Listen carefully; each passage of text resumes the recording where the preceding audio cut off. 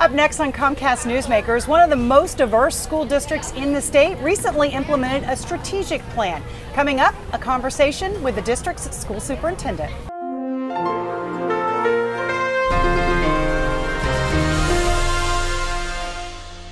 Hi, welcome to Comcast Newsmakers. I'm Sabrina Register. Today we are in SeaTac at the Back to School Fair for the Highline School District.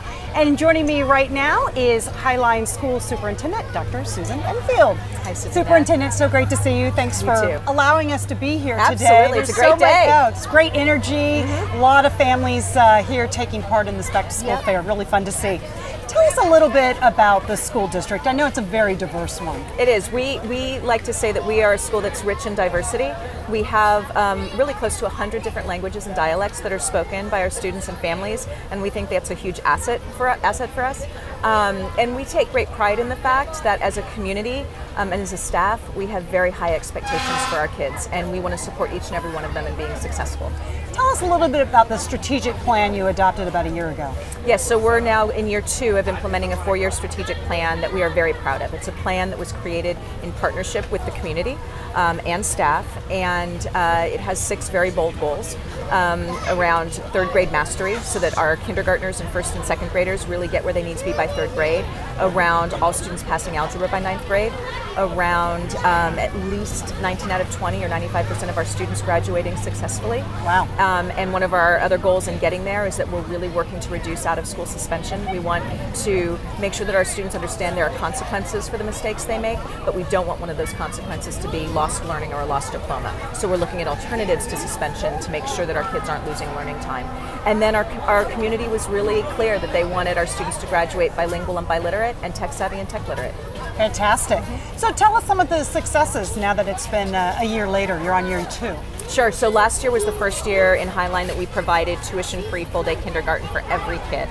And so we have a crop of 1st grade teachers, or 1st grade teachers who are fabulous, but a crop of 1st grade students entering this year that are prepared like no other in the history of Highline. So we're excited about that. We think that's forever changed the trajectory for success for our kids. We saw some steady improvement in math, in the math instruction and learning that our students made last year, and we continue to see our out-of-school suspensions drop significantly, by about 40% last year. We saw our out-of-school suspensions drop. So we're very, very proud of that.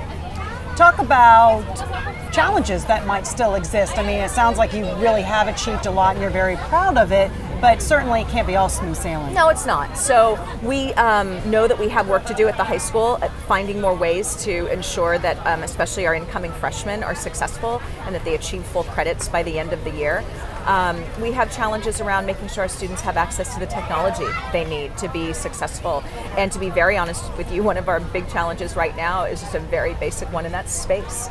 We are full. We do not have a lot of excess classroom space, and so we're going to have to run a bond in November to build additional schools and provide additional technology that we know our students are deserving of in order to graduate successfully and be competitive in a global economy.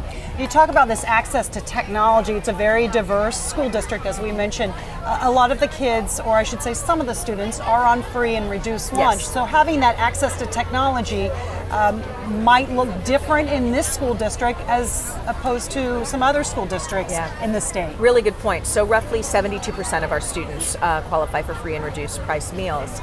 In the last survey we did, roughly half of our families had some kind of computer in the home, but what we know they almost all have is a smartphone.